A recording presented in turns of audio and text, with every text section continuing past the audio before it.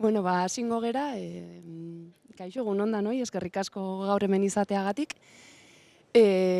Datorren orduta erdi hontan, badalabe kantolatu duen kontua da, baina ahots eta aurpegi asko izango dira espazioa eta tokia hartuko dutenak, ni ez naiz askorik luzatuko, eta nahiko nukena da pixka bat saioa kokatzea, bai. Saio hau gidatzen du galdera batek. Badalabek beti jarriko ditu erdigunean galderak, eta hau da kaso honetan ona etortzeko edo ona planteatzen dugun galdera, bai. Teknologiak baldintzatuko aldu hizkuntzen etorkizuna. Eta zergatik diogu hau. Gaur egun... Ez? Zein dut itzali hau? Bale. Gaur egun UNESCOn arabera 6.000 eta 7.000 hizkuntza inguru dazkagu munduan, baina horietako 40% arriskuan dago, desagertzeko arriskuan dago. Hizkuntza aniztasunak badauka gaur egun bere arriskua. Baina horri gehitu behar diogu,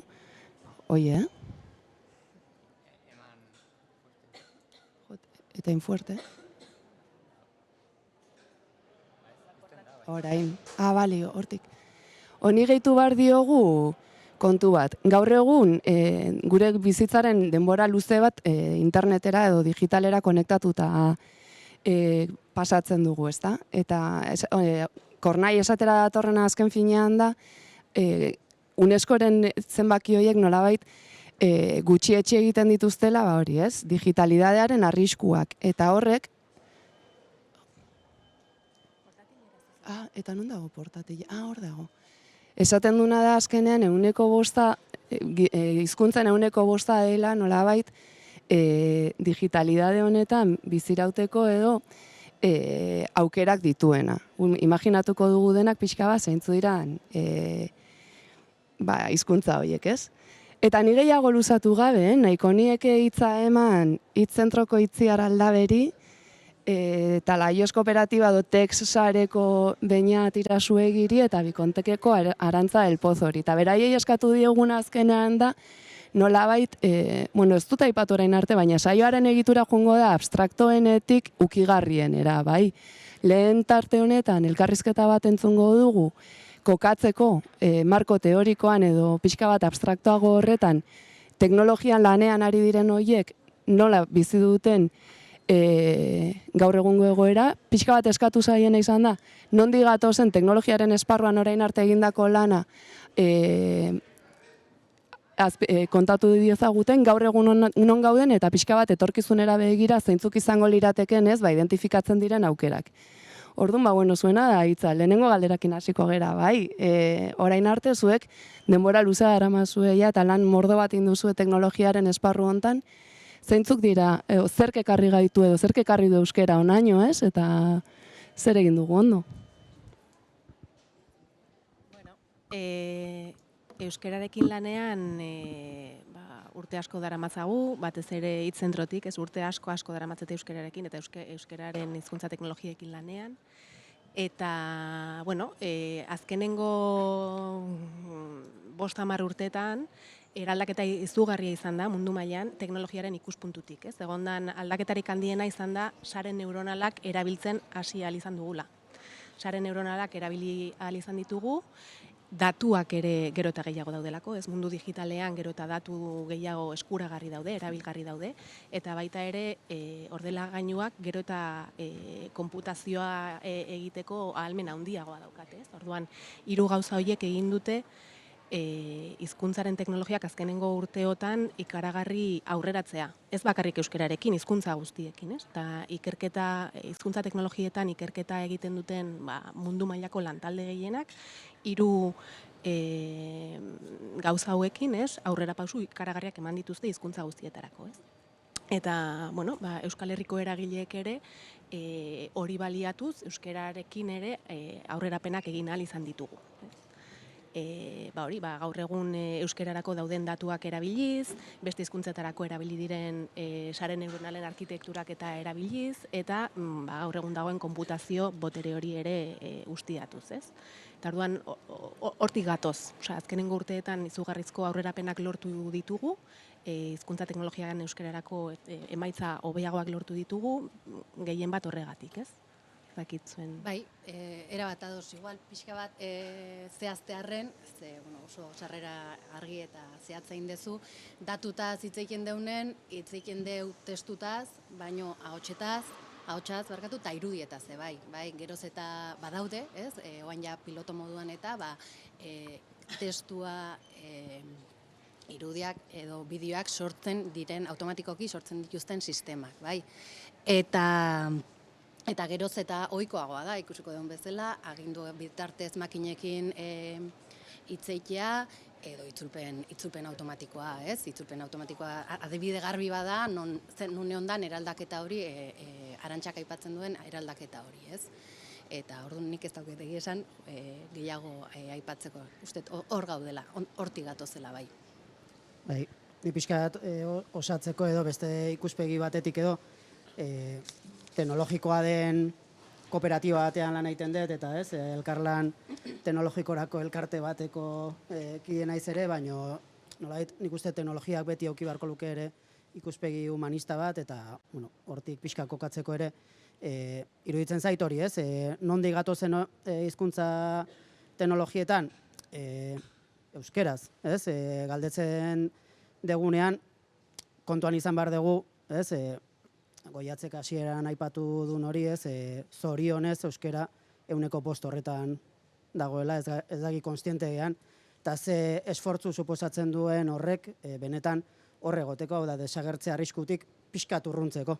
Zen hor dago, zen ez 7.000 hizkuntza horietatik asko desagertuko dira paradigma digitalean, orduan euskara digitalean ere kokatua egon dadin, eta ondo kokatua egon dadin, eta nire ustez diagnostikoa ere hori da, digitalidadean orain arte ondo kokatu da, edo bide ona egiten joan da, eta hizkuntza teknologiatan ere, batez ere esfortzua handia egin delako, euskaldun hiztunen komunitatetik hori horrela izan dadin, eta euskeraz bizitzeko, nolabaiteko autua egin degunek ere, teknologian ikusi egulako ezinbesteko toki bat, ez? Eta duela 2 aste Irulegiko eskua aurkitu zenean ere, hor ikusi zen euskalduna, proto-euskaldunak, hor ja beste eztabaida batean sartzen gara, baina momentu horretan gaur Euskal Herria denean bizi zirenek ere autu bat egin zutela, eta zen idazketa teknologia bat, adoptatzea, beraien hizkuntzan ere erabili ahal izateko. Eta hori da, azkenean ere hizkuntz teknologiekin egin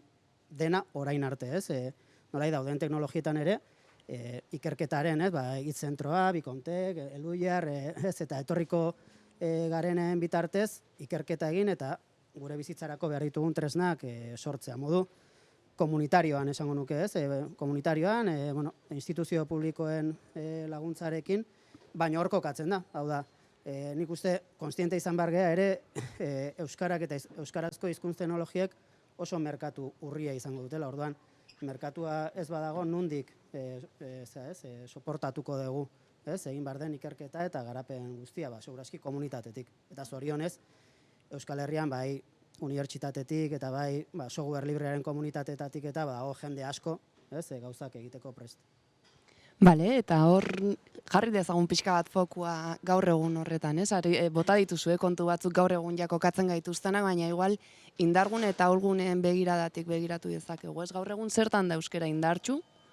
Eta ze ez da erronka diren, ahulgune diren, edo zer behar du euskerak indartsuago izateko, ez? Nei igual uzten badizu egingon hasten ze pixka batzuk aipatutakoaren harira hitzen bai barkatu. Gaude European Language Equality deitzen den proiektu horretan, da hain zuzen ere hori neurtu nahi izan da hizkuntza teknologiaren ikuspuntutik, bai, nun dago euskera. Ez bakarrik euskera, baizik eta Europa mailako 87 hizkuntza ezberdinen baliabideak jaso ditugu eta horrelako neurketa batzuk egin ditugu. Egie da, egoera zaurgarrian gaudela, beti ere beste ingeles eta horrelako hizkuntzekin konparatuz gero, baina hor gaude. Eta zuk ondo esan dezun bezala, azken ia berrogei urtetan, gure hizkuntza teknologien kasuan, egindan lanari esker da, ez? Eta hori bai da indargune bat. Hemen badago komunitate bat, non benetan sinisten duen horrelako lana aurrera eraman behar diela, ez? Ze gertatzen da, mundu honetan, orain, mundu mailan aplikatzen nahi dien teknika hauek eta hizkuntza eredu aholtsu hauek, gehienetan ez dela euskerarako edo hizkuntza horrietarako garatzen. Bai, orduan gertatu daiteke eta gertatzen nahi daia kasu batzuetan, ingeleserako edo gaztelerarako edo eta frantseserako dauden eredu horiek euskerara ez diela guztiz aplikagarriak, bai. Orduan, ze gertatzen da? Zentzu batean hori ahulgune bat kontsideratu daitekela, baina hortarako gaude gu hemen, ez? Gure kasuan, oinarrizko ikerketa egiteko eta ikusteko, nundik tiratu, nola ausartak izan, ez? Eta ikusi nundik tiratu, horrelako hizkuntza gutxietan, ikerketa bat egiteko eta ikusteko benetan nola lortu emaitza hobeak, ze guk ez ditugu ingelesainako datuak eukiko inoiz ez. Eta hor bai ikusten da muga bat dagoela. Baina, goazen ikertzera, ez? Ikuspuntu hortatik.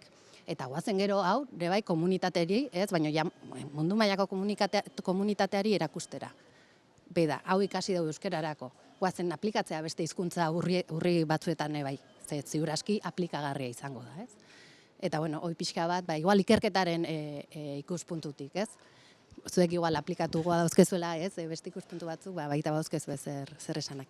Bai, ni ere komentatu dezunarekin itziar bateria ados nago.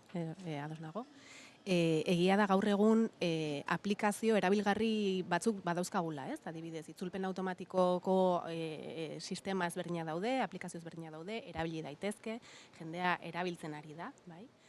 Transkribapen automatikoan ere aurrera pausu handiak ematen ari gara, ere teknologia nahiko erabilgarria da eta erabilera kasu ezberdinetan gero batzuk ikusiko ditugu hori ere erabiltzen ari gara, euskerazko transkribapenak eta erabilgarriak dira. Orduan hori da gaur egungo egoera, ez? Hizkuntza teknologien orain arteko egindako aurrerapenek baimendu dute gaur egun aplikazio batzuk erabilgarri izatea eta erabiltzen hastea, bai? Baina oraindikan hori, lan asko dago egiteko, ez? Eta ikerketa basiko hori ere beste hizkuntzetarako garatzen den teknologia ere euskerarako baliagarria izan daitekeen edo ez, eta hori ikertzea eta esploratzea eta esperimentatzea aurrera begira ere garrantzizkoa dela uste dut. Nik gaur egungo ikuspegitik eta igual gehiago erabiltzailearen ikuspegira pasako naiz, ahulgune nagusietako bat ikusten dut, batez ere beste hizkuntzek, kalean gertatzen den bezala, ez daukaten, beste hizkuntzen hegemoniak daukan gaitasuna, ez, beste gure hizkuntzak edo erabilera urriagokoa dien hizkuntzak paisaietik desagertarazteko, ez, eta berdina iruditzen gertatu daitekela teknologiaren kasuan, esan eta asko zerrexagoa delako, ez, egunerokoan pantaila piztutzen dugunean agertzen den Googleko tresnetara joatea, gure tresna propioetara joatea, baina hau da, erabilera bera, gauza konstiente bat izan beharko litzake eta tamalez, teknologiaren diseinuak ez gara matza erabaki konstienteak hartzera baizik eta, bideratutako erabakiak hartzera. Orduan, hor ikusten dut arrisko handienetako, eta hau da, eduki dezakegu teknologia guztia, baino ez erabiltzea. Eta hor arazo handi bat daukagu. Baina, indarguneak ni orokorrean ere nahiko optimista naizelako, ez dakit zergatik, baina optimista naiz. Eta indarguneak hizkuntza teknologietan hiru eremutan jokatzen ditut. Bat lehena euskara bera, ez, eta aipatu da. Euskara berak izan ditzaken berezitasunak eta euskaraz bizitzeko egiten dugun autuak eramaten gaitu ere teknologian euskaraz ikertzera eta aplikatzera. Orduan, horrek bertan bultzatzen gaitu, ez, gauzak beste modu batera egitera, eta beste modu horiek balio badute beste batzuentzat, horrek ere, nik pentsatzen dut, guk gure teknologiak saltzen ditugunean, edo zerbitzuak ematen ditugunean, askok ez dute sinisten, baina euskeraz emateak zerbitzu horiek edo teknologia horiek euskeraz garatzeak, aukera, negozio ikuspegitik ere, inkluso aukera bat ematen digu, beste inork ez duelako egingo, ez? Orduan, hor badaukagu, indargune bat, beste bat esango nuke dela komunitatea bera eta elkarlana, ez? Elkarlanean aritzeko aukera, bestela ezingo degulako, eta elkarlanaz ari naizenean da, bai teknologia garatzen dugun ezberdinen arteko elkarlana, ikerketa zentruekin edo unibertsitateekin elkarlana, administrazio publikoekin elkarlana, eta horrela izan barko du, elkarlanaren bitartez garatu beharko dugu, bestera hemen ez daukagu, ez gaitasun finantziero eta ez gaitasun, nolabait, humanorik ere dena, ez dakit, eskala handian imaginatu eta egiteko, baino elkarlanean eta saretuz egin daiteke, ez? Eta azkena, esango nuke, eta igual da komplikatuena, baino aukera bat izan daiteke ere, erabileran eta gai bagera, hau da, ez? Ahulgune handiena dena erabilera izan daiteke ere aukera bat, saiatzeko ere gauzak beste modu batera egiteko. Hor ja, urrengo galderan edo sartuko gara. Bai, erabilerarekin nebilen etengabe etortze zitzan lehengo gunan irakurri nuen idatzi bat, artikulu bat, eta horrazkenan esatezuna esan teknologiaren garapena asko azkarragoa doala euskeraren edo teknologia horien erabilpena bera baino, ez? Eta horrazkenan nolabait bada analogia zuzen bat ere kale erabilera edo kale erabileraren neurketekin, ez? Ezagutza gorantzoa, baina ez ala beharrez edo ez datuek diote erabilera bera ez dela neurri berean hasten, ez? Orduan pixka bat, eta ja etorkizunera begira zer izan daiteke nolabait aietzaitaterako hitza, ez? Baina desblokeatuko duen edo inflexio puntua izango den hori edo ze aukera irudikatzen ditugu, zer gustatuko litzaiguke inkluso egitea, ez? Nik etorkizunari begira ikusten dudan ahultasuna hori da, ez? Erabilera sustatzearena, eta hori ez da arazo teknologiko bat. Merkatu arazo bat da. Nola egiten dugu, ez? Euskararako gaur egun dauden aplikazioak, beste aplikazio eremo batzuetara eramatea, ez? Adibidez, gaur egun dauden aplikazioak nahiko domeinu generikokoak dira, berrietan erabili daitezke, baina industriara eraman nahi ditugu, osasungintzara eraman nahi ditugu, nola egiten dugu hori, ez? Hori egiteko alde batetik teknologia garatu alizateko, datuak behar ditugu, algoritmo berriak igual esploratu behar ditugu, gabertzen emaitza honak lortu ditzakegun, eta bar, baina gero hori nola txertatzen dugu gaur egun dagoen ekosistema barruan, nola txertatzen ditugu teknologia horiek, ez? Erabilera hori. Nola lortzen dugu hori Googleek eta Microsoftek euskararako teknologia, gure teknologia, egin ditugu benchmarking batzuk, ez? Normalean gure teknologia berainena baino hobeagoa da, ez? Beraiek ez diotelako hainbeste mimorik jartzen, ez? Euskara teknologia garatzeko. Orduan, nik erronkarik handiena etorkizunera begira hori erabileran ikusten dut, eta merkatu arazo bat da, ez? Eta ez daukat oso argi nola egin dezakegun, ez? Baina Bestela egiten arituko ginak, ez da? Claro, egiten arituko ginake. Hori da ikusten dudan ahulgunerik handiena, ez? Eta indargunea, lehen komentatu dena, ez? Etorkizunari begira nik uste dut hemen euskerari garrantzia ematen diogun, euskeraren hizkuntza teknologietan lana egiten dugun eta lan egiten jarraitu nahi dugun, talde potente bat daukagu, ez? Euskal Herri mailan, orduan hori da gure indargunerik handiena, ez? Eta horretan lan egiteko aukera eta gogoa badaukagu, ez? Orduan, bi aldeak nola orekatu ditzakegu, ez? Aplikazio eremuak bilatu eta horietara optimizaturiko teknologia garatu eta hori martxan jartzea eta hori jendeak erabiltzea eta hor dago etorkizunerako lana. Nik uste pixkat Euskaldun elebidunek benetan badeu euskara erabiltzea sistema onak eskaini behar dizkiegu. Bai, begira gertatu da itzulpen automatikoarekin. Denek erabiltzen dute. Denek. Nire kuadrian denek erabiltzen dute. Bai, oso erabilgarri gertatzen da, baina zergatik. Beste hizkuntza batzuen pareko sistemak eskaintzen egialako. Eta orduan, ikertzen jarraitu beharko dugu, transferentzia egiten, aplikazioak sortzen, hemengo hizkuntza teknologiako ekosistema hau indartzen jarraitu, adituak formatzen, gure baietz akademiatik etorrita beharrezkoa da, hemen jende aukitzea aditua. Zuk ondo esan dezun bezala, enpresa handiek, aukera balin badute, agian erabiliko dute, baina igual momentu batean kenduko dute euskera beraien hizkuntzetatik. Baina guk hemen gaude, goazen hemen sortzea ere ez, ekosistema hori, indarguneak, eta adituak. Goazen formatzea jendea. bai, ikusi dezatelare, bai, hemen badagoela aukera bat. Ze hizkuntza teknologiak leku guztietan daude. Baino ez edozein mailatako sistemak, bai, batutan prototipoak badauzkegu, guk gehien bat, ez, ikerketan gabiltzalako eta, baino erabiltzaileena iristeko benetan sistema onak behar die. Bidean gabiltz, baina oraindik badago iteko. Eta zuk aipatu ezuna, datu gehiago behar ditugu, konputazio almen gehiago, eta hori, aipatukeneka ere bai, adituak behar ditugula hemen. Euskal realitatea zautzen dutenak, hemengo enpresak ezautze dituztenak, ez, igual zuen ikuspuntutik, ez, daukezuen hartu eman hori, adirazi etzakena gehiago, ez, ulertzen dezuena gehiago behaien problematika, eta bueno, hori, niretzat hori litzateke erronka. Adituena gaur egun arazo bat da, arazo handia daukagu gurekin lan egiteko jendea aurkitzeko. Bai, guk ere arazo hori nabarmena daukagu eta daukagun gutxiarekin, ez, gauza asko egin behar dira. Gainera, niretzat, datorren erronka handiena da, hori esan dezu, zureko harrian ja denek erabiltzen dutela, ez, itzulpen automatikoa, eta inkluso itzulpen automatikoa, ez, ahotsa jasotzea, ahotsa sintetizatzea, dator benetako aldaketa handi bat, eta nik uste horretaz oraindik ez geha oso konstiente, pasaren astean justo jardunaldi bat egin genuen Badalabekin batera, pixkat horretara prestatzen bateko, gure buruak hor jartzeko, eta erantzuna baino galderak atera ziren, ez?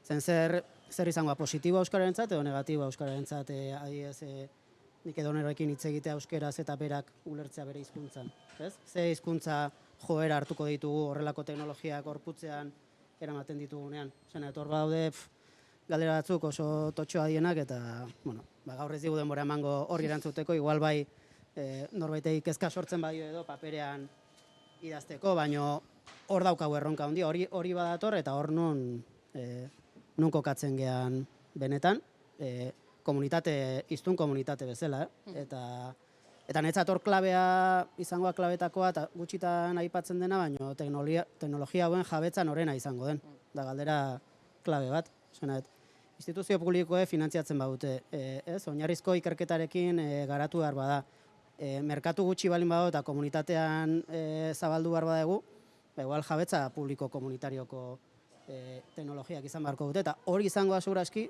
bestetatik ezberdinduko gaituzten zerbait zen. Seguraski teknologia hauek batez ere korporazio handiek sortuko dituzte, ez? Eta badago aukera teknologia horiek irekiak eta jabetza software librearen testu ingurutik eta ere egin izan den bezala jabetza librekoak izatea, horre dakarren balioekin, euskeraz izan halko dela, jabetza eta erabilera eta garapen libreko tresnak izango direla, datuekin, nolabait etikoa izango dela, hainbat balio, nik uste ere, saiatu beharko ginakena euskeratik ere txertatzen teknologia hauei.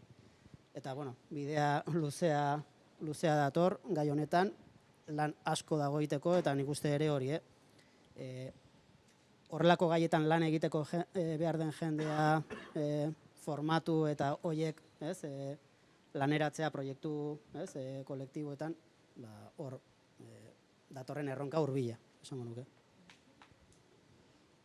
Eskerrik asko hiruei. Esate zenun, eta helduko ditut zure azkeneko hitzak bainat, lan asko dago egiteko, baina lan handia ere bada egina dagoneko, ez? Orduan, hemen agertu dira, kontzeptuak, transkripzioa, sintesia, bla, bla, bla, niri pertsonalki asko kostatzen zaidan, ulertze asko kostatzen zaidan kontzeptuak badira, ez? Naiz eta etengabe entzun ditudan, orduan igual ingo duguna da orain pixka bat maila bat jetxi, eta esan, hitzoio guztiak gero zertan gauzatzen dira errealitatean, ez? Orduan iruditzen bazaizue, hasiko gea Silvia eta Igorrekin Mycroft kutxuna ikusiko dugu, eta ordu laurden dakazu, Bueno, entzuten da? Bai. Vale.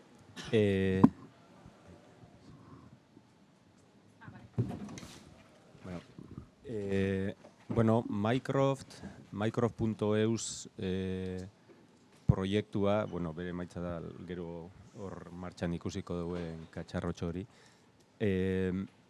Bueno, sortu zen, hemen egon gara aipatzen ez da, hainbat teknologia, hainbat gailu, itzulpen automatikoa eta transkripzioa eta horiek danak.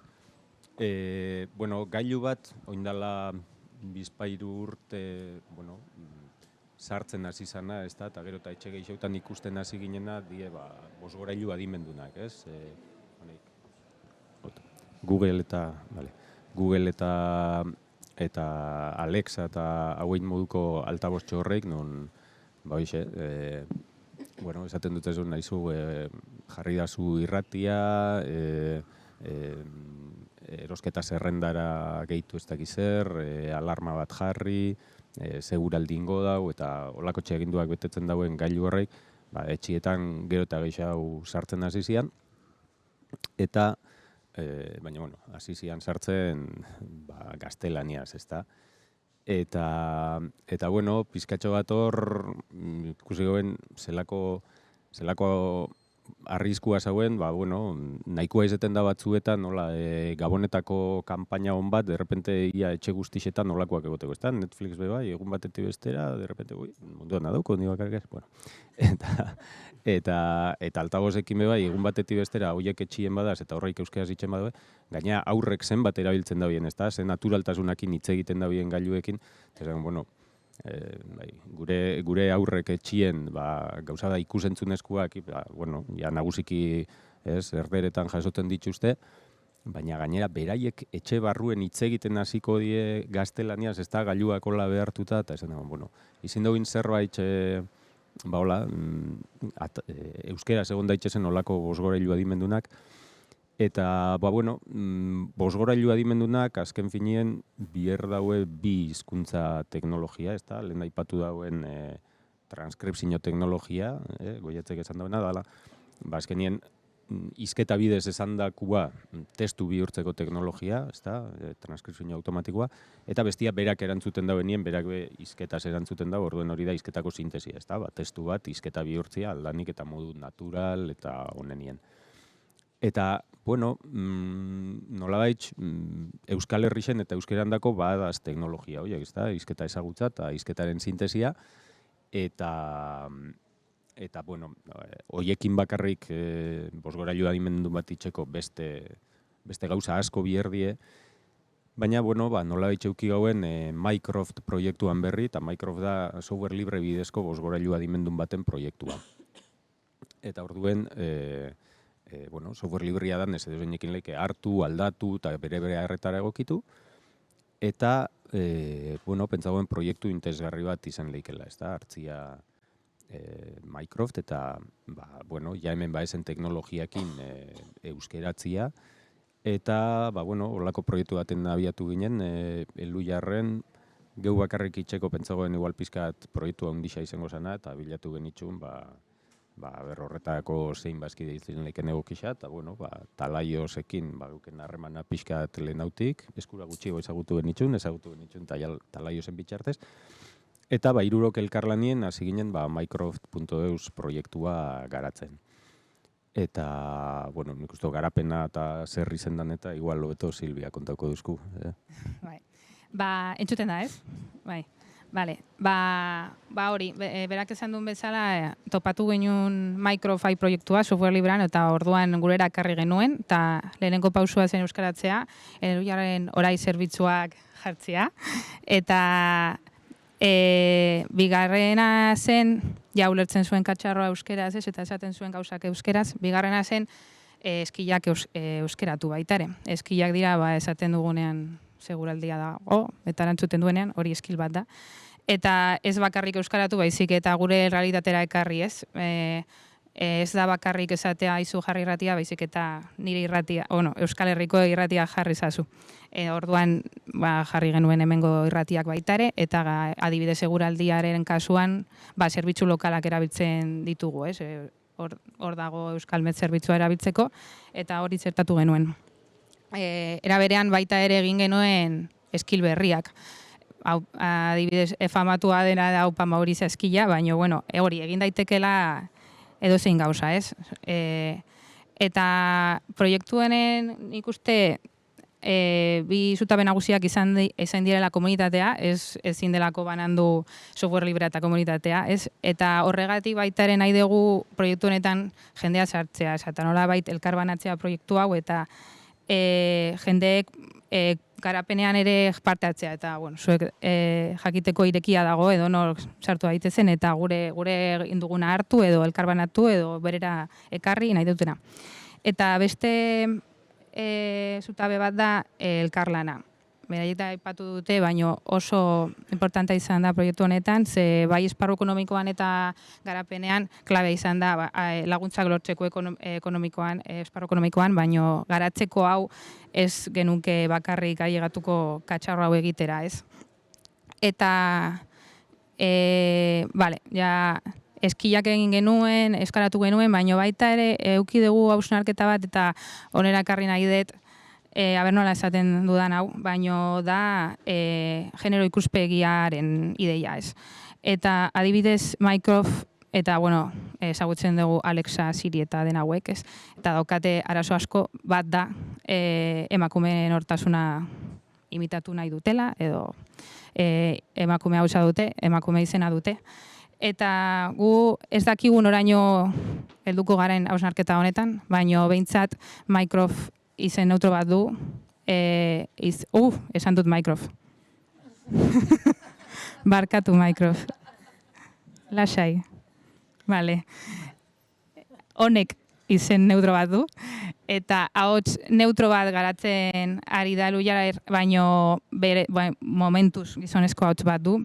Eta esan dudana da, zerbait modu sexistan egotea garatua, zerikusi zuzena duela, norekin ari den garatzen eta datu zelikatzen, ez? Eta esaten dut modu sexista zenien emakume naiz eta hortaz hitz egin nahi dut, baino esan daiteke baita ere arrazista edo behar dena, ez?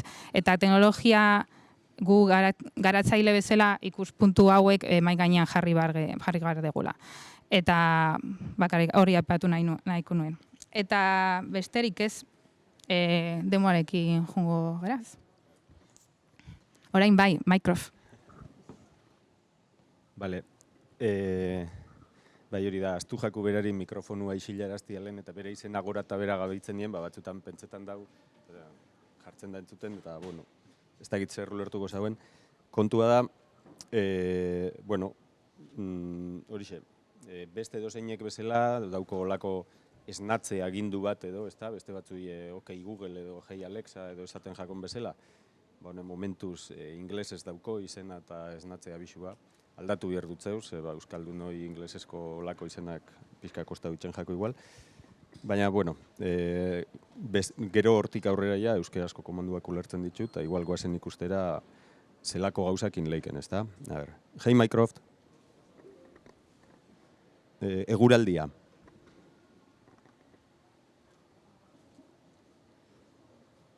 Oraintxe bertan, hodeiak eta ostarteak dago eta 13 gradu Celsius daude.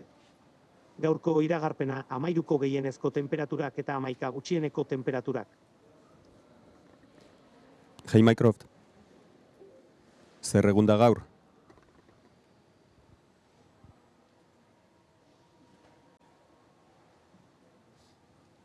Asteartea 2022ko azaroaren 29.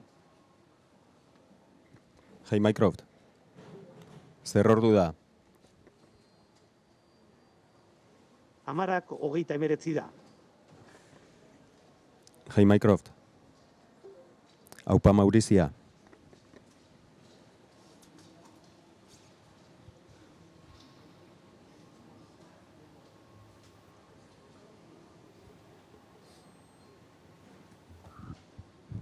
Lotxati bat da, ez du nahi haustea.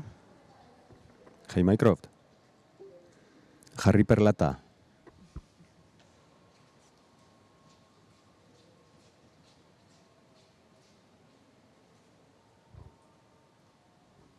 Bestak izatik musika ez dau jarri nahi?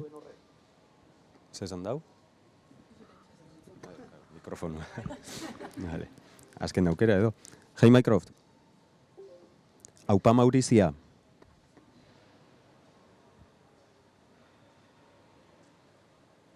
Ez dut ulertu, baina egunero ikasten ditut gauza berriak. Ez daukagu hori gaur parrandarako, bueno, pena da, pixkat horrekin erakutsi nahi duguena da, bueno, nola dan pixkat lokalera edo ez da tokikotasunera ekartzia, bueno, Spotifyko musika jartzia bai, baina bueno, Maurizia eta Perla eta euskal musika klase, berdin erabili zaike Spotifyko edozein musika jartzeko, baina kasu honetan edozeinekin leike skill bat, bere gustoko taldiena bakarrik jarri daixen eta holako gauzak.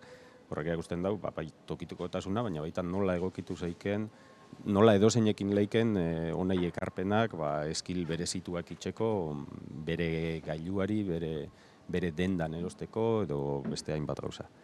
Eta, bueno, nik uste dut hemen nitxeko daula, gero bukatzen dugu benien, nahi baduzuen, norbera probau, ez ditxu itxen lau gauza guai bakarrik, gutxienez gailu honetan, bueno, 40 piku skill ditugu euskeratuta, eta beste dozen erdi bat propio sortuta edo, gailu honetan ez ditugu denak sartuta momentuz, baina hainbat gauza itxen dago, eta gero hitz egingo dugu gehiago nahi baduzuen.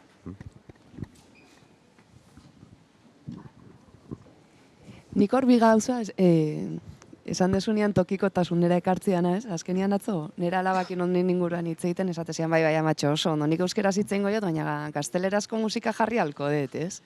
Pixka bat gaur egungo irudian nun gauden hortan, ez? Bueno, eta pixka bat urrengo urrats bat, eta hemen ditugu Ander eta Inaut, EHU-tik, hitzentrotik, eta pare bat teknologia irudiarekin, eta pixka bat beste maila bateko teknologia batzuk erakutsiko dizkigute zuena da hitza. Kaixo.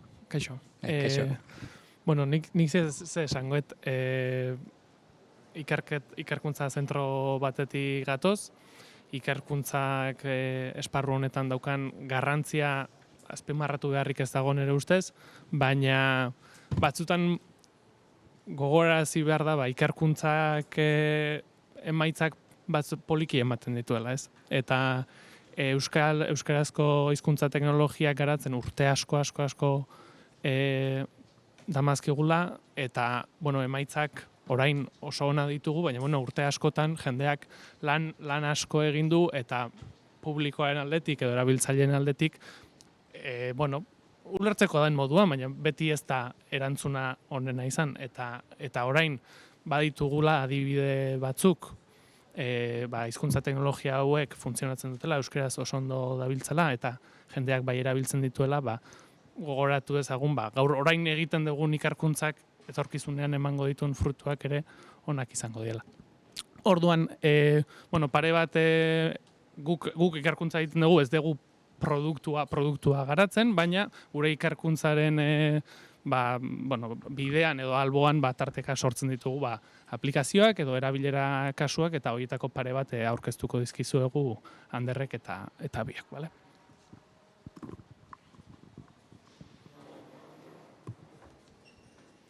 Atea ingo nahi zen batik,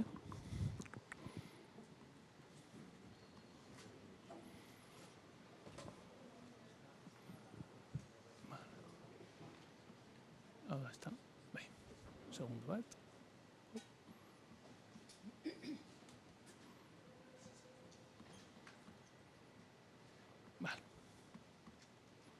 Vale.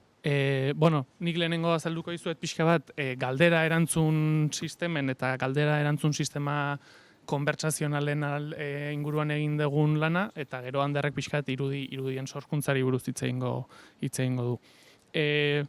Galdera erantzun sistemei buruz hitz egiten dugunean, hitz egiten nahi gea, datu base dokumentu sorta edo testu baten barruan informazio bat bilatu eta erauztearen prozesuaren inguruan. Hori da galdera erantzun sistema bat.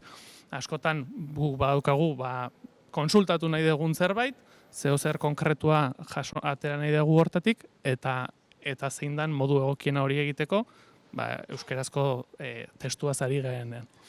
Orduan, hemen dagoena hau garatu den lan hontan sortzen da galdera erantzun agente bat, bilatuko dituenak zuk egiten dizkiozun galderak testu batean. Eta kasu hontan, elkarrizketa bidez edo komunikatu gaitezke sistema honekin.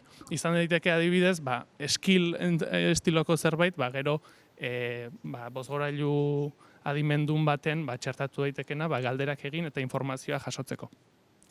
Azpimarratzekoa, elkarrizketa sistemak gaur egun batzutan diala testu generazio automatikoan oinarritutakoak, ez gea hortaz hitz egiten ari. Hitz egiten ari gea testu batean edo datu base batean informazio konkretu bat bilatzen. Testu generazio automatikoak daukan edo eduki dezaken arazoetako bada, esaten dizunak ez duela zertan egia izan, aluzinatu egiten du batzuetan, eta zuk zeo zer galdetzen badiozu, gaur egungo hizkuntza eredu sortzaileetako bati, ez duela beti egia esango, ez? Baina ez, kasu honetan, aigea galdera bat egin, bilatu zerbait nunbaiten, eta erantzuna jaso. Kasu honetan, hemen aurkeztuko dugun robota, Maria Wikizalea deitzen diogu, eta Wikipedian bilatzen ditu erantzunak. Orduan, pare bat de bideo askar jarriko ditut, ikusteko zer egin dezaken euskeraz horrelako sistema batek. Azken finean, hemen, adibidez, bilatu Ada Lovelace, zein da Ada Lovelace, eta galdetzen dizkiozu non jaio zen, eta Wikipedian bilatzen du informazio, eta erantzuten dizu elkarrizketa moduan, ez? Zer ikasi zuen, matematika eta zientzia ikasten aritu zen, eta Londreseko Unibertsitateko matematikako lehen irakasle izan zen, Augustus de Morgan izan zuen tutore. Zergatik erantzuna, Charles Babbagen ordenagailua konputadora diseinatu zuelako. Horrelako gauzak egin ditzakegu euskerazko galdera erantzun sistemekin. Eta sortzen ditugune tresna hauek, gero publikatu egiten ditugu eta irekiak dira gero, Microsoft bezalako aparatuetan txertatu daitezkenak. Hemen erakusten ari zen demoak Wikipedian bilatzen du, Wikipedian bilatzen du, baina ez du zertan horrela izan, ez? Zuk beste datu base bat ematen baldin badiozu, beste datu base hortan bilatuko du. Ben jarriko beste adibide bat, zer da hitz zentroa, ez?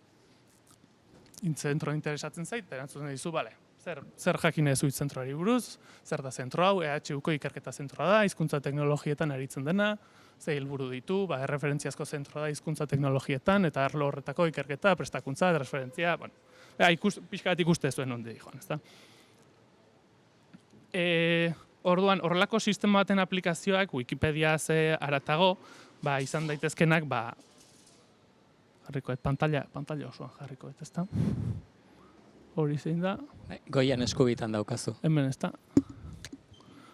Horrelako sistema baten aplikazioak edo izan daitezkenak, bilaketak dokumentu sortetan, izan daitezke batzutan, erabiltzaile batentzako bilaketa zaila denean, dokumentu oso luzeetan, dokumentu legaletan, bezeroari harreta, web orri batean bilatu alizateko bilatzen duen informazioa.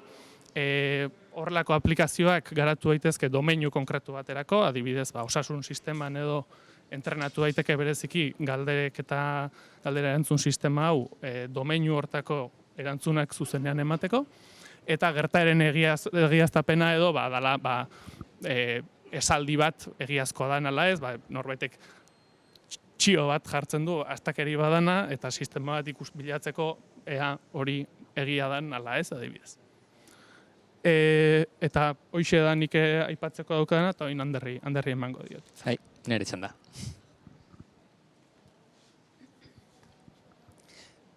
Demoan zerbait idatzi beharko dut nik, eta mikrofonarekin igual pixka motel biliko naiz, baina bueno. Kontua da, hori, nik hitz egingo dela pixka bat irudi sorkuntzari buruz, eta kasu honetan egin dudan aplikazioa izan da euskeraz balintzatutako irudi sorkuntza. Ikusiko zenuten urte honetan zehar sare sozialetan eta Dali, Stable Diffusion, igual eredu horiek entzun dituzute sare sozialetan, edo horien adibideak ikusi dituzuten non irudi oso erakargarriak eta ikaragarriak sortzen dituzten. Eta, bueno, funtsean, sarrera bezala esan dizut, hori, ataza ez dela triviala, azkenean eredu hauek ezetik irudi bat sortzen dute, eta, klaro, irudiak bere, esan nahi semantiko bat behar du, ez da testuan bakarrik hori behar, baizik eta irudian bere erlazio espazialak ditu, hau da zero egon behar du zuhaitzaren gainean, eta gero pixelen arteko erlazioa ere egokia izan behar du, orduan oso ataza konplexua da, berez. Eta hizkuntza kasu honetan, irudi sorkuntzarako malgutasun handia ematen digu, ez? Azkenean, hau da gero erakutsiko dizuedan demoaren bi adibide, txakur more bat pilota hori batekin, eta hor daukazue, eta gero bestaletik txakur hori bat pilota more batekin, ez? Eta nolabait hor ikusten da, nola testuarekin kondizionatu edo baldintzatu dezakegun irudia, eta kasu honetan ere ikusi daiteke irudi hau ez dela errealitatean hartutako irudi bat, zeren azkenean txakur morerik ez dago. Orduan, lan gehiena ingelesez egin da orain arte, eta guk ez dugu eredu berririk sortu per se, nolabait.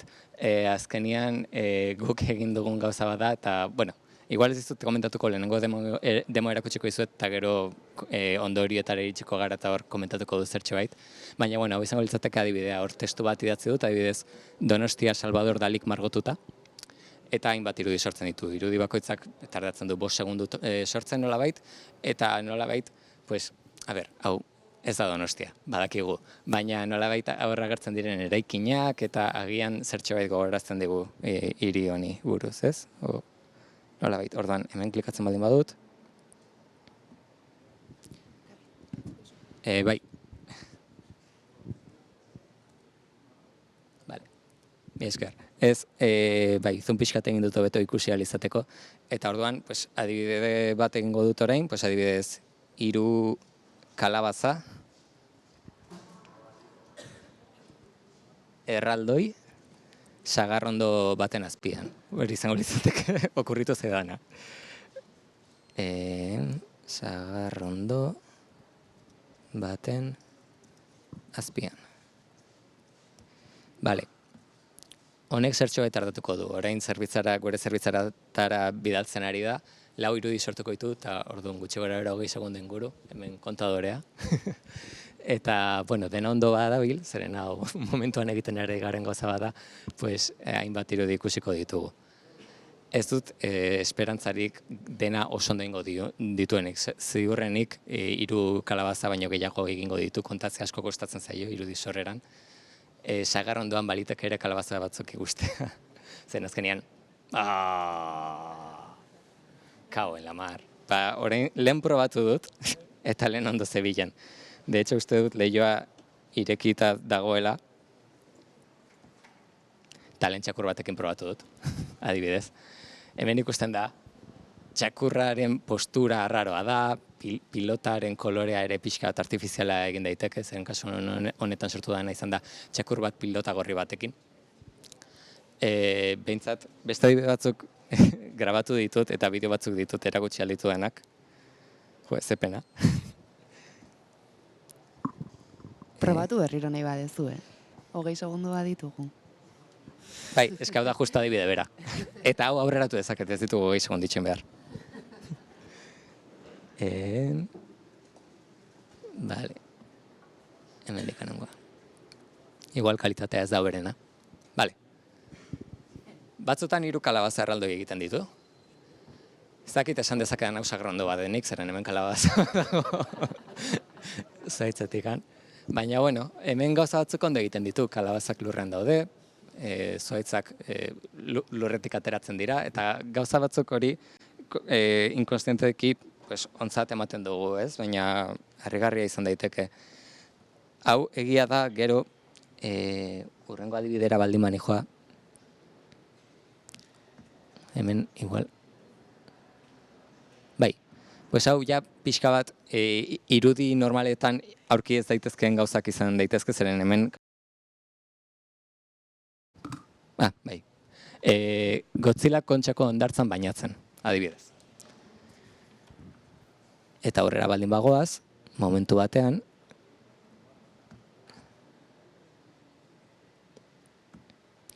hortxe daukagu. Ez dut kontxarekin erlazioan direk hartzen nik bintzat. Zeren azkenian esan bezala eta, lehen Microsoft azaldu dutenean aipatu dute tokikotasunari buruzkoak, eta, klaro, nik ez ditut eredu hauek entrenatu, berez mundu osoko, internetetik erauzitako irudiekin entrenatu da, eta hortaz Donostiaren inguruan edo gutxi daki, eta hortaz ez da ondo kondizionatzen, eta horretara jatu nahi nuen pixka bat, zen azkenean eredu hau egiten ari garen oraintxe bertan da euskeraratik ingelesera itzuli, eta gero ingelesetik irudia sortu. Eta azken finean zergatik egiten da hori, milioika irudi behar ditugulako, eta interneten erozten dira, eta oraintxe bertan badago dataset erraldoi bat 5.000 milioi irudi testu parerekin, eta 5.000 milioi horietatik ia 300.000 edo 300.000 baino gutxiago dira euskeraz, eta horiek ez dira nahikoak horrelako ereduak egiteko. Eta hor, ikusten da, aplikatu ez da egiteken, guztiz euskerakoa den eredu bat ezin dugula entrenatu, oraintxe bertan horrelako gauzak egiteko. Baina, atajo batzuk badaude, eta kasu honetan eredua itzule dezakegu, ez dauka tokikotasun hori, baina bai gauza batzuk egin ditzakela. Beste saiakera bat egingo dut, pikatu naiz pixka bat. Orduan, kasu honetan saiatuko naiz mediku bat ospitalean jarriko dut. Eta hau da ere, gero genero alborapenaren inguruan pixka bat ere komentatu nahi nuen, zaren azkenean, klaro, testuan itzulpenean adibidez euskeraratik erderara itzultzerakoan mediku bat normalean itzultzen du un mediko, ez da una medika. Eta hori da, alborapen handiago dagoelako ikasten duen testuetan. Beraz, orain ondo egiten badu. Ojo, bale. Emakume bat egin dit orain. Kauen lamar. Lehen egin dut proba, 2 aldiz, 8 irudi guztira, eta 8 gizonezkoak ziren. Baina, ausazkoa da, variabilitate handia dago. Baina, kasu honetan medikoak agertzen dira, eta gero beste proba bat egin genezake, baina agian gizonezko bat ateatzen zait, erizain bat ospitalen jarriz, baliteke, hori, gehienetan emakumezkoak ateratzen dira, eta hor ere alborapen badago, eta hori da, interneten, hori, erizainen argazki gehienak, emakumeenak direlako. Eta hori da pixka komentatu nahi nuena. Horrela utzi dezakegu. Eskerrik asko, zuek ikertzen duzu, baina ondo pasan ikuste ere egiten dezuela, ezta? Denbora pila gastatzen dut gauza hauetan, probatzen, egia esan. Eskerrik asko bioi. Hori da helburua ere, bai, ez? Bai, ezta? Bai. Venga, Arantza, zure txanda, eta venga, aurkeztu zuek. Bueno, nik hiru demo aurkeztuko dizkizuet. Bikontek ikerketa aplikatuko zentro bat da. Orduan guk egiten dugun lana da hori, ikerketa mundu basikoan egiten diren aurrerapenak eta industriara nolabait transferitzen saiatzen gea. Orduan, teknologia basiko hori saiatzen gara egokitzen enpresa ezberdinen edo eragile ezberdinen edo gure bezeroen beharretara, bai? Orduan erakutsiko dizkizuet hiru demo, teknologia nolari garen moldatzen, ez, enpresa ezberdinen beharretara eta zertarako erabiltzen dituzten zuek ere ideia bat egiteko, bai? Arantxa, laguntza behar dezu mikroarekin? Beste lehenotek. Venga. Izen aldatu diogu, ez da inaut. Ez da inaut? Ekain. Ekain da. Gero ez nik aldatu dio lehenengo. Ekainek lagunduko dit. Inaut ere polita da, ez zait importa. Lehenengo aplikazioa itzulpen automatikoa da, bai. Hau seguraski gehienek olako sistemaren bat ezagutzen dezute eta erabiltzen duzute ere, bai.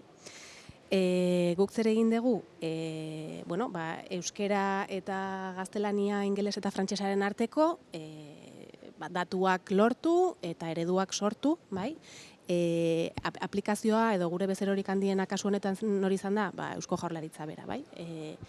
Beraien datuak ere ustiatuz eta sare neuronalak erabiliz, entrenatu dugu sistema bat, eta Eusko Jaurlaritzak ere zerbitzua ematen du itzultzaile neuronala bezala erabiltzen da, bai?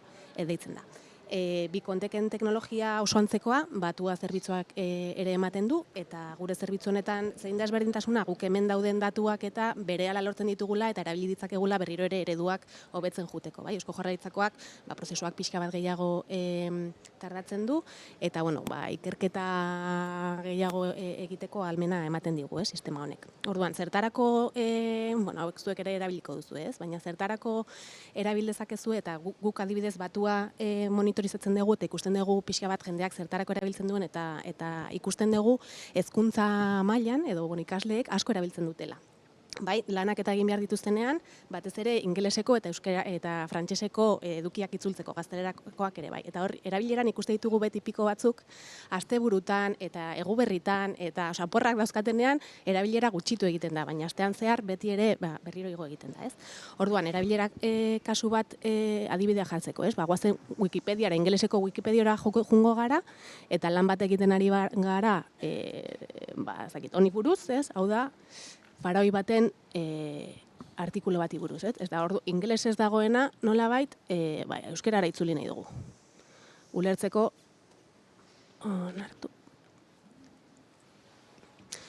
pixka bat, igual pixka txikia dago, saiatuko naiz pixka handiago egiten. Ondo ikusten da?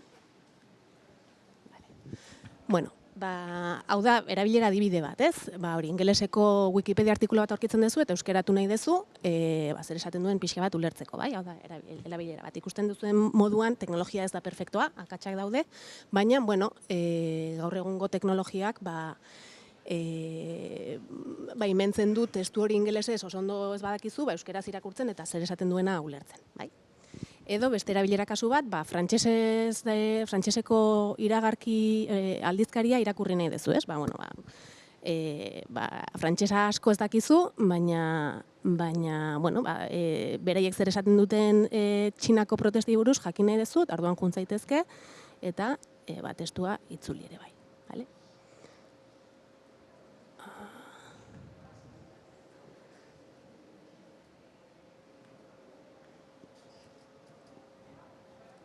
Motzagoa da, bai? Eta, hau da, guk monitorizatzen dugun erabileraren aplikazio kasu bat. Gehienek ikaslek erabiltzen dute, ingelesez eta frantsesez dauden gauzak itzultzeko eta euskeraz ikusteko eta segurazki beraien lanetan txertatzeko eta erabiltzeko, bale? Hau da, aplikazio bat. Gero ere lan asko egiten dugu itzultzaileekin, ezta? Zerbitzu profesionalak ematen dituzten profesionalekin itzulpen automatikoa beraien eguneroko lanean ere erabiltzen dute. Laguntza bezala azkenean, kasu batzuetan akatsak sortzen ditu eta beti pertsona baten zerbitzu profesionalak emateko pertsona baten errebisioa beharrezkoa da, baina itzulpen asko oso errepigarriak direnak eta horiek automatikoki egiten dira eta lagundu egiten die beraien eguneroko lana. Beste erabilera kasu bat da transkribapen automatikoa azpitituluak sortzeko, bai? Eta hemen daukagu plataforma hau,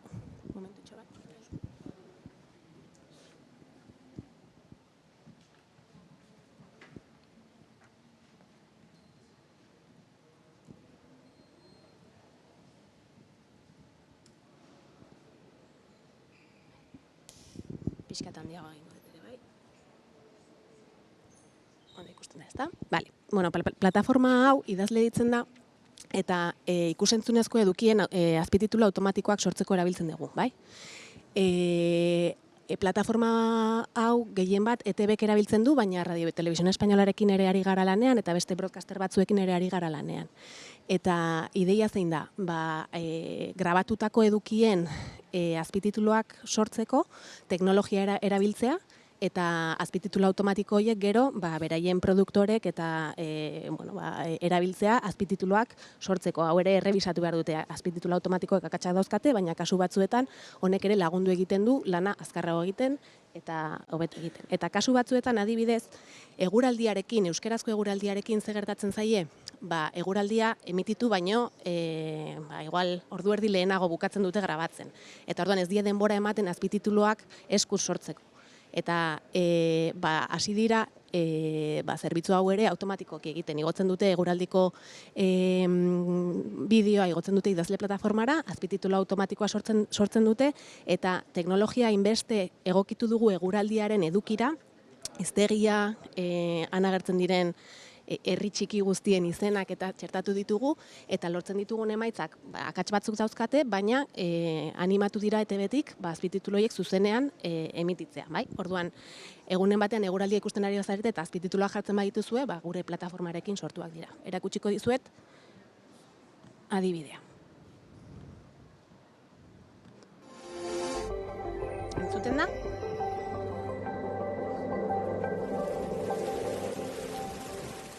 Euria, bai, ikusen zuliok.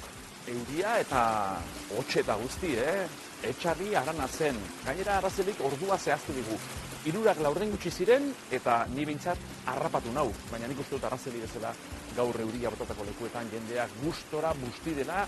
Oraindik ere euri premia baitago Euskal Herrian ikusten zuleok.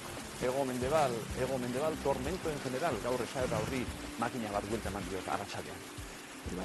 Izan ere gure artean gabon digula, ego Bai, deia bat egiten duzu, ez da perfektua, baina, bueno, lagundu egiten du eta batez ere ikusentzunezkoak entzuteko arazoak dauzkaten pertsonei, lagundu egiten dio esaten dena testuz hemen automatikoki agertzea. Teknologiak hobetu egiten du programa mota batzuetan besteetan baino, ez? Programa mota honetan adibidez, aurkezle bakarra daukagu eta gidoi bat irakurtzen du, ez? Osea, prestatuta dauka zer esan behar duen, ez? Hemen normalean teknologiak, transkribapen automatikako teknologiak edozein hizkuntzatarako hobetu egiten du, beste eduki espontaneoago batzutan baino, ez? Arratsaldeko tertulietan, ez? Bost gonbidatu dauzkazu eta beraien artean hitz egiten ari dira, eztabaidatzen ari dira, esaldiak ez dituzte bukatzen, hitza bata besteari kentzen diote. Orduan, eduki mota horietan teknologiak ez du hain ondo funtzionatzen, baina ari gara gero eta datu gehiago jasotzen, gero eta ereduak entrenatzen eta ea horrere emaitza gero eta behagoak izaten diren lortzen saiatzen ari gara. Beste adibide bat erakutsiko dizuet, adibidez, Sukalherrian dela sukaldeko programa bat. Hemen hizketa espontaneo gehiago dago, bi pertsona daude parte hartzen dutenak eta ikusiko ez duen nola, pixkat zailagoa dela, baina.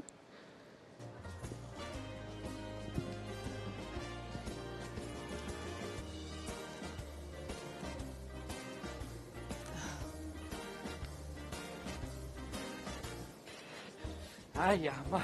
Ai, ama. Gaurko gonbidatuak 3 kirolak dominatzen ditu.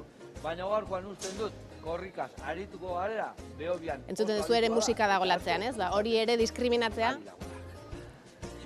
A ver,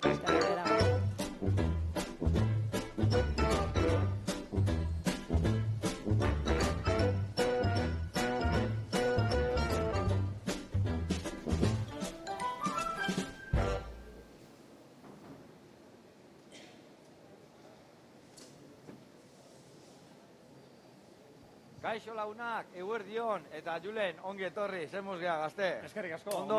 Zuek ere bai? Oso, ondo. Eriten itxekin, triatleta itzanikan. Triatleta Gorputza bakak, Potolo egia da, ibiltzen gara, ibilizan gara triatloian ere, bai. Vale, eta guain korrika saioako prestatzen nahi aiz, ezta? Bai, orain ja pensamendu guztiak eta konzentrazioa erabat, datorren igandeko proban. Eta zenbagarrenaek, zenbagarren aldizingo ja Behobia? 2016an egin nuen lehenengo aldiz. Gero horregontzen eten bat pandemia dela eta etzen Behobiarik egin, baina nik egin nuen Behobia nire kabuz, pistan. Orduan hori 6 guztira. 6 urte? Orduan arrakazta guaina harrapatzeagoa hobetzen, beti hobetzen. Oraindik ere beti mejoratzen bai. Bueno, ikusten duzu ez, hemen hizketa espontaneoa dago, euskalkiak daude, ez dakit fijatu zaten. Eta, bueno, oraindikan erronka geratzen zaizkigu batez ere, hori euskarazko ahotsesko teknologietan euskalkiak erronka handia dira oraindik ere, ez? Gure lengoai ereduak batuan oinarritzen dira, testuetan oinarritzen dira eta testuetan normalean batuan idazten dugu edo batua gehiago dago. Orduan hor ere oraindikan erronka daukagu, ez? Baina bueno, lortzen diren emaitzak ja erabilgarriak dira.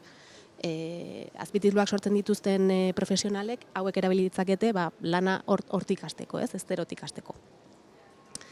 Eta beste adibide bat erakutsiko dizuet. Kasu honetan zer egin dugu? Kasu honetan, adibide gisa, egin duguna da automatikoki euskeraz sortu ditugun azpitituluak ingelesera itzuli. Eta orduan, orain ikusiko dugu euskerazko audioa eta ingelesezko azpitituluak, bai? Alderantziz ere egin genezake. Imaginatu ingelesezko eduki bat daukagula eta euskeraz ikusi nahi ditugula azpitituluak. Hau den automatikoa dago, bai? Jarriko dizuet pixka bat ikusteko teknologiaren nola egiten duen. Bai, Maria Mestayer, eta bera oso familia dirutsuan ez izan, eta eman zotzien oso eziketa sofistikatua. Esango, orduan, 1901 eskondu zan bere senarrakin. 14 urtekin. 14 urtekin? 8 seme alaba. 14 urtekin, bai. Ni hor zenbakiak hona ziren, 37an jaio zan, gero 38, abenduak 20an, eta Gero, hoxe, 14 urtekin, eskondu zauen, abokatu batekin, horregatik da, Maria de Mestayer de Etxaue, bere senarra abokatua zen. Ondo esan duzu, eskondu zauen, zebera eskutu zeba, eskonduko zara garai hartan, bakizu gainera, erregeak ero, nobleak ero, beraien artean ero batzen zituzten, nahi nuke jakin ze adin zeukan abokatua. Baina kontua da, hori, 14 urtekin, 8 seme alaba. Ez da duki errexena ere ez, baina ikusten zute ulergarria dela, ez? Osea, euskeraz ez dakit norbaitentzat, hau ikustea edo ezerrez ikustea, ezberdintasuna dela, ez? Aplikazio hauetan gabiltza lanean eta teknologiari oraindikan egokitzapen asko geratzen zaizkio, baina kasu batzuetan, eduki batzuekin, erabilila eremu batzuetan, agian erabilgarria da. Eta erakutsi nahi dizudan azkenengo demoa da ahotsaren sintesiarekin lotuta dagoena, bai? Lehen Microsoft entzun dugu euskeraz egiten, gu ere ahotsaren sintesi teknologiekin ere gabiltza lanean, eta orain hau aplikatzen ari garen erabilera kasu bat dira, mundu, ikusentzunezko mundua, ez podcasten mundua, ez? Nola sortu ditzakegu podcastak automatikoki ahots sintesia erabiliz, ez? Azkenean ahots sintetikoak sortzeko behar duzu ahots horren datuak. Behar dituzu pertsona baten ordu kopuru bat, gero eta ordu gehiago izan, gero eta ahots kalitatea handiagoa izatea erresagoa da, ez? Hor dago erronka, ez? Batzutan ez da posible pertsona baten ordu kopuru nahikoa lortzea, eta orduan ordu gutxiagorekin kalitatezko ahots bat sortzea, hor erronka teknologikoa dago. Baina, adibide batzuk jarriko dizkizuet, EITB podcastetan, ez dugu podcasta transkribatu eta hori sintetizatzeko, baina, podcastaren deskribapen motza gutxienez, sintetikazatuko dugu, eta honein aplikazio zen izango litzateke, euskerazko podcastak ere automatikoki sortu daitezkela, edo sortzen has gaitezkela.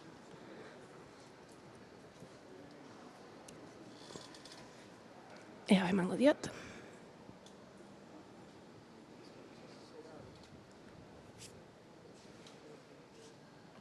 Iker eta Jare mangadian galduta dabiltza.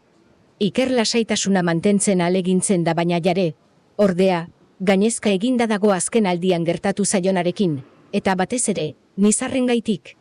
Gorbeiako hirigunean, goizeko guardia egiten duten zaintzaileek kanpoko harresian dauden zakur basati batzuk usatu eta erdi janda dagoen esku bat topatzen dute.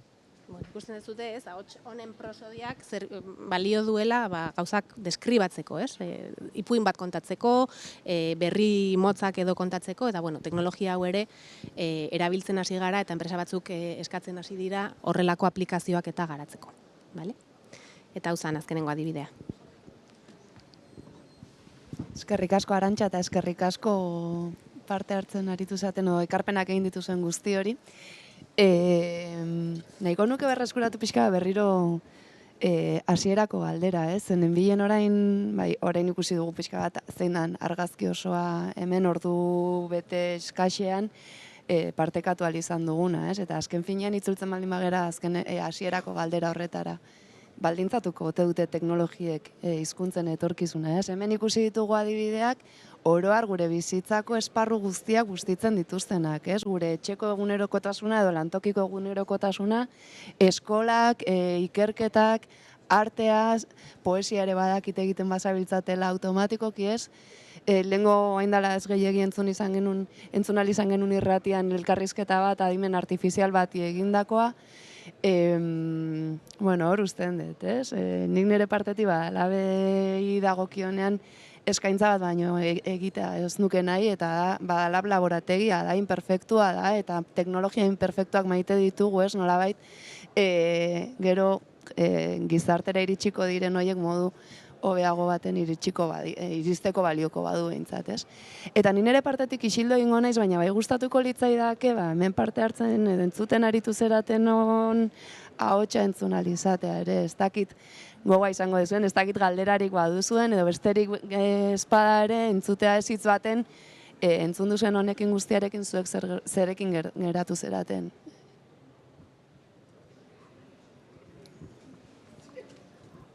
Kaixo, nire iritziz, ikusitako guzti eta teknologia guzti hauek ikusita gaina nik uste oso garrantzitsu dela etorkizunari begira gaina euskara bezalako hizkuntza bat mantentzea nahi badeu, pues gaztek izan barroko prozesu hortan bastante klabea.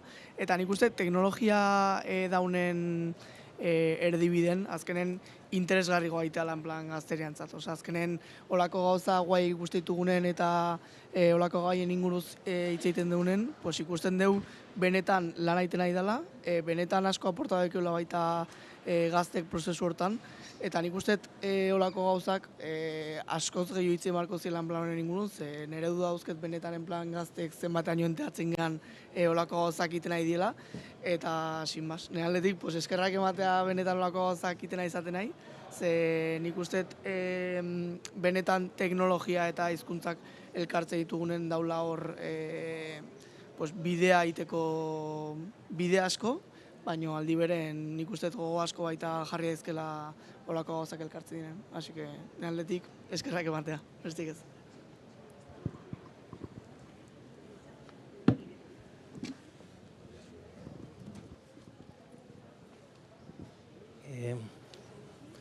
Egun hone, eta zorionak saioagatik, goiatz. Ni galdera bat eginen izuke adituei, euskeran zentratuta, euskarazko teknologietan zentratuta, zein izan daiteke panorama arrazoizko bat 5 urteko epean. Alegia, itzultzaile neuronalak funtzionatuko dute itzultzaile profesional batek bezain ondo edo beto, berriak bere artikuluak idatziko ditu datu batzuk emanda, itzultzaile neuronalarekin bizi izan duguna biziko dugu audio mailan, komerzializatuko da arrazoizko prezio batian, alegia nik nire seme bati urtebetetzeetan oparitzeko moduan. Eta egunen bat aiatuko da nire abotsa hartuko duna eta gezurretazko elkarrizketa bat egingo dutena, eta ni jaleo baten sartuko nagoena?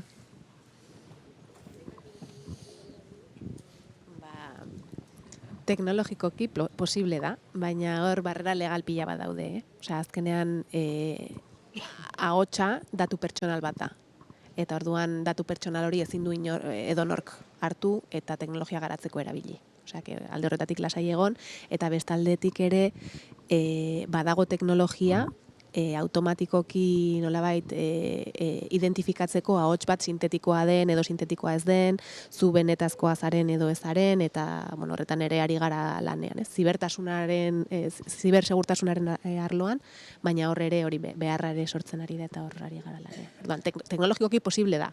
Osea, zu prestatzen bazea zure ahotsa ematera, guk zure ahotsa sortu dezakegu. Baina zure ahotsa lortzea, ezin dugu zure baimenik gabe internetera jun eta hor dauden zure bideoak erabili zure ahotsa sortzeko. Hori legalki ezin da, ez da posible.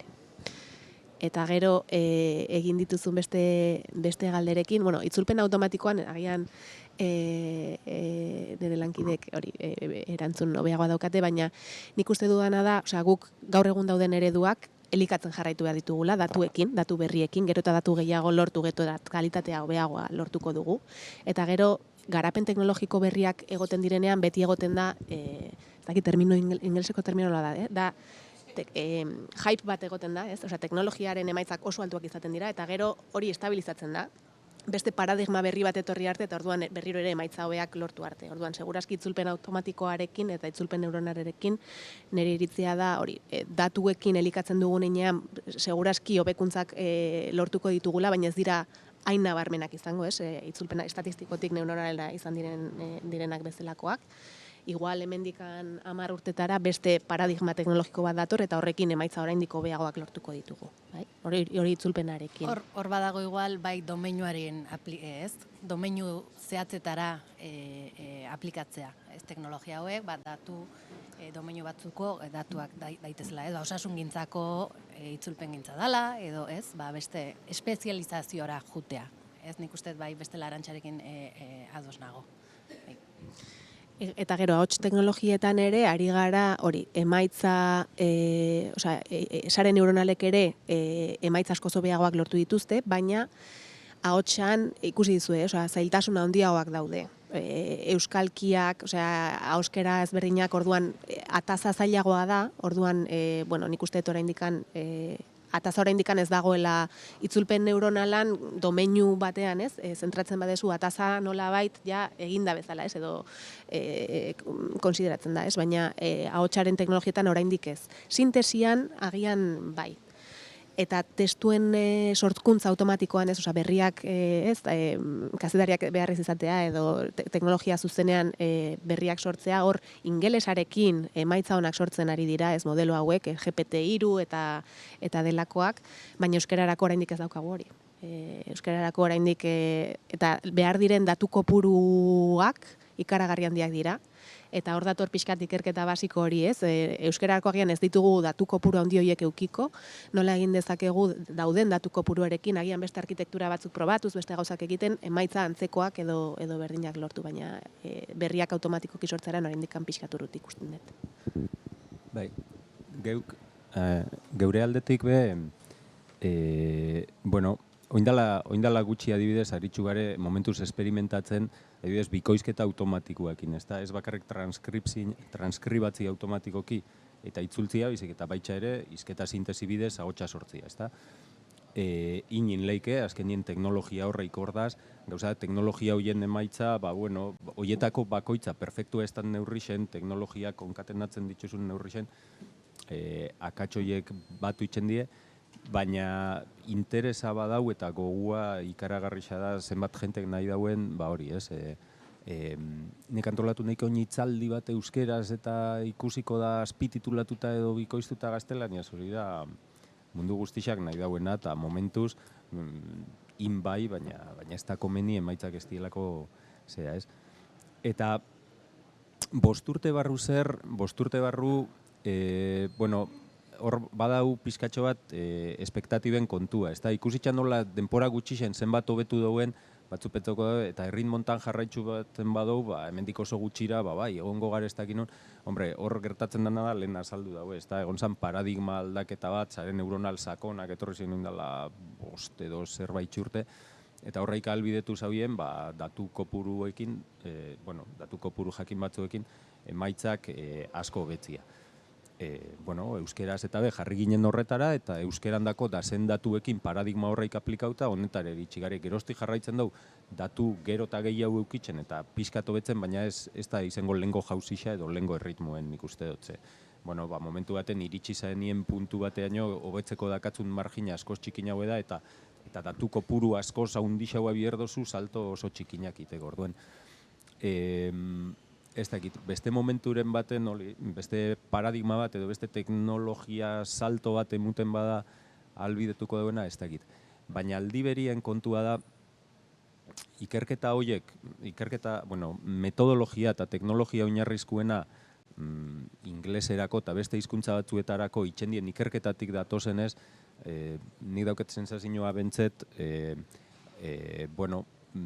beste hizkuntza batzuendako erabiltzen daue fuerza bruta, ez da, datu pilo bat hartzen daue, eta orduen jarraitzen daue lortzen emaitza gero eta hobiagoak, baina gero eta datu gehiaukin, eta makina almen bat izugarrixa, hemen ez daukouena, eta datu kopuru bat euskerandako be ez dauen. Orduen ni alde horretatik horrebek eskatzen dago, ez da? Zela joengo dien beste hizkuntza batzuk beraien teknologiako betzen? Paradigma berdin edo antzekuekin, baina datu gero eta gehiaukin, hor euskera mugatuta egon like. Orduen ez dakit, nora iritsiko garen 5 urte barru, baina ez, nik uste dut hori, espektatiba batzuk sortu diela, eta ez dut uste alako salto handirik lortuko duenik 5 urte ondion. Inok ez daki, etorriko dan paradigma berriren bat, baina... Ez, paradigma ez, baina pixka bat lotuta esaten naizean horrekin, bai ikerketa mailan hasi dela ikusten, nahi bat eleaniztasunari begira. Badago komunitatea non kontuatzen nahi da, dena ez da ingelesa. Eta guazen ikertzeare beste hizkuntza batzuetarako. Ze azkenen ez dauzkegu datu berdinak, ez daukegu ahalmen berdina alde hortatio, orduan zer egin dezakegu. eta aida komunidadea aida sortzen, eta aida hor, pixu bat irabazten, bai, eleaniztasunaren ideia, modeloen eleanitzak, multimodalake bai, ahotsa argi eta garbi erronka da, eta datorren hori da, eta euskerarako ere bai aurre egin behar zaio honi. Orduan, bueno, ez daukegu hainbeste datu, baina bai aigea sortzen bestelako komunitate bat esango nuke, bai? Interes berdin batzuekin gehiengoa hizkuntza gutxituak die munduan daudenak, bai? Orduan, guk elkartzen bagea eta ikusten badeun, ez? Nola aurre egin honi, ba bueno, hor nik uste bat bai egon daikela aldaketa bat eta jauzi bate bai. Nikari horretatik tira eta pixka komunitatetik ere, ez, guk zer egin dezakegun kontuan izan da, ni ere wikilaria naiz eta wikilari elkartekoa, eta nik uste hor baukagu euskaldunok, ez, adibidez, hor dauden proiektu guztiek elikatzeko aukera bat. Ez euskaldunok individualki bakarrik, gainera, hau da, udaletxe bakoitzak, instituzio publiko bakoitzak, bere argazki guztiak, ez, jarriko balitu commonsen adibidez eta ondo eskribatuta, horko emaitzak asko zobeak izango liak, eta oso erresa da datuak libre egitea, bere zala izan beharko lukete, publikoa dien neurrian, baino ez da egiten nolabait masiboki, ez, eta hori da bidetako bat, ez, eta wikidatarekin lotuta, eta, bueno, indaitezken gauzak izugarriak dira, eta inkluso pertsona bezala, badago adibidez proiektu bat Common Voice izena duna, Mozilla Fundazioarena, eta bertan saiatzen dena da hori ahotsezko datutegia egiten. Ez behar izateko, zen baldintza etiko hori badago, ez, ahots erabiliko dira gero sintesi hauek egiteko.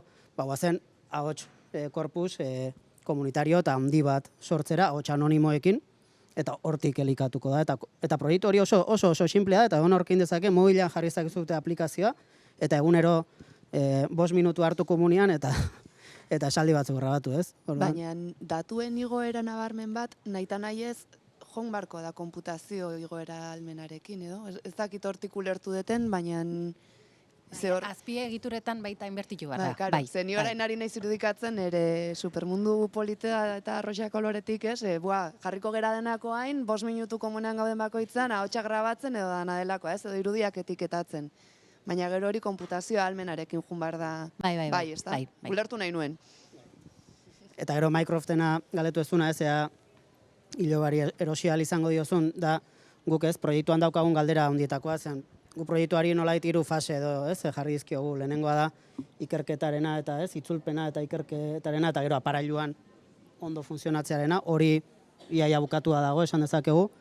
Bigarrena da, justo oain esaten nitzena, komunitatearekin frogatzea, ez, ikustea funtzionatzen duen, komunitateak ere ze skill beharko lituzken, komunitateari irikitzea eta berak nahi dituen skillak egitea, gazteekin frogak egitea, teknologia ez apropiatzeko, ez, zera baituzten, eta hirugarrena litzake komerzializazioarena, ez.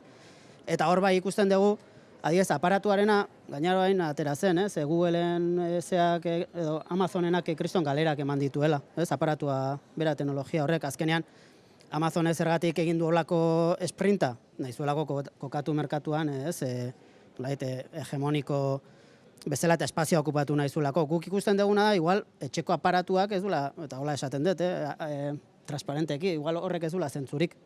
Badu zentzua jolasteko, teknologia ulertzeko, baina agian teknologia hori gorputzean dara matzagun beste gailuetan egongo da. Mobila dara mago gorputzean, ja ziborga gea, ez, alde horretatik, orduan, seguraski, logika gehiago Microsoftek igual mugikorrean, etxean dagoen aparatu batean, edo etxean dagoen beste dozein aparatuk edo lanparak eduki dezake, ez? Orduan, bueno, hor, aigana gehiago begiratzen da erabilera zehatzak, ez? Eta bideratuak industrian izan daitekela, gaina adibidez eskurak bereziki industriarako aplikazioetan lan egiten du, eta ez, bide horretatik, industrian bertan edo lantokietan, ez? Egin daitezken erabilerak dira seguraski interesgarrienetakoak, eta ni bulegoan lan egiten detenez eta bilera pilatetan parte hartzen detenez, lehengoan esan nuna, zera ez, akta jasotzaile automatiko bat euskera zeingo duena, eta horako, ez, gauzak oso praktikoak izan daitezkenak hortik jongo da bidea. Minutu bat gelditzen zaigu. Norbaitek nahi duzu zer aipatu? Venga, azkeneko hitz bat, venga. Bueno, gu irurok gatoz justo lehinetik eta gabitze proiektu bat ikusmin izenekoa aurrera eruaten. Eta, bueno, ikusmin da guru idazliak eta aurra juntau euskal literatura sustaketako eta, bueno, hortako baita guru teknologia adar hori sartu eta apur gabitzoin ikerketa fasean hori teknologia barrixak zauketan taola eta horreatik etorri gara apur bat eta txopikin begon ginen komun baizen inguruan berbetan taolakoak eta, bueno, guk bai ikusi du ikerketa fase honetan dauzela gaur egun tresna asko diala hori euskerazko tresna asko dauzela, baina ez diela emuten ezauketara, ez? Eta apur bat zuek horren inguruan ze ikuspegi dakotzuen ero. Guk ikusi du dauzela tresna asko eta asko, baina asko ez diela ezauketan. Eta lehen mentzionau dozuena oso interesantia pentsau izate, esan dozuelako atzenian tresna hon bat urtetan danean bai da egisa ezautu iten dela. Guk batua erabiltzen duguk pertsonalki eta itzultzaile automatikoa baita, hori. Apur bat ikuspegi hori. Tresna asko dauzela, baina... Ezakit. Gehienetan gure kasua bezeroak izaten dira pixka bat transferitzen ditugun proiektuei buruz gero difusioa egiten dutenak, ez? Ezakit ideiarik daukazuen, agian gazteen foroetan, badalap izan daiteke igual hori ere zabaltzeko kanala, ez dakit ikastetxetara, unibertsitatera ere gerturatu beharko genuken, edo ekintza espezifikoren bat egin beharko genuken, baina...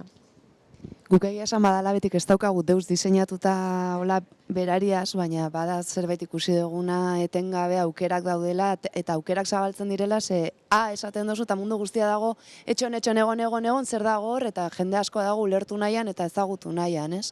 Ordu noindik ez diogu heldu estrategiari bere horretan, eta igual hitzein dezakegu. Gero nik uste dut alde batetik badauzela teknologia batzuk bai saiatu gare gehiago gizarteratzen modu masiboen ez da itzultzaile automatikoko hainbat zerbitzu da, eta zuk esan dozu moruen horreik bai ezagutu dituzue, bestelako teknologiak, hizketaen ezagutzakoak edo sintesikoak, igual ez dia inbeste erabilera esan deigun orokorrekuak, ikusentzunezko mundukoak, komunikabideak, izan lehik esolako hoien erabiltzaileak, eta gizarte zabala, igual bosgorailu edo laguntzaile virtualekin eta hola bai, baina, nik uste dut oso barrixa dela gauza, ez? Eta leherketa horretan ikusgarri da izenda itzultzaile automatikoa eta nik uste dut horretan asmatu duela gizartea jauzitzen, baina, beinatek esan dabe moruen, ondion jente asko da euskerara itzultzeko Google Translate erabiltzen dagoela, naiz eta okerragoa izen hemen ditugun teknologiak, baina hizketako gauzekin gero eta gehiago fango da ikusten batetik, eta bentzet gentiagana iristeko, gure lehenengo interesa hori da, gentiak erabili deixela eta holako gauzak, igual ez dugu asmatzen nahikoa, baina ez da izango saiatzen ez garelako, edo bai, igual batzutan ez gara iristen nahi beste. Batzuetan gure lan izeten da geixagu gauzak itxia, eta gero ja, nola ezagutarazi, igual ez gara intzaltzaile honak. Ez da egit.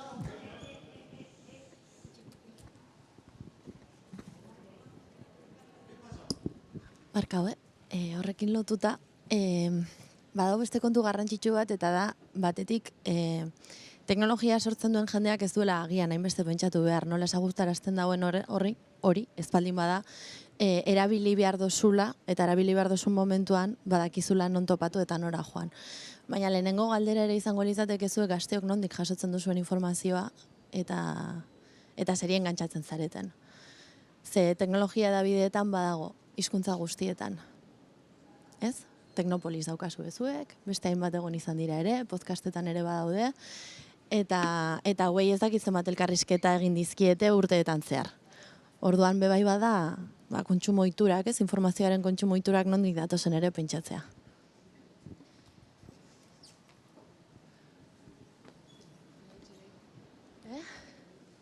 Baskerrik asko dan hori. Galderengatik eta egunean gudanok jartzeagatik oso ondo gondala.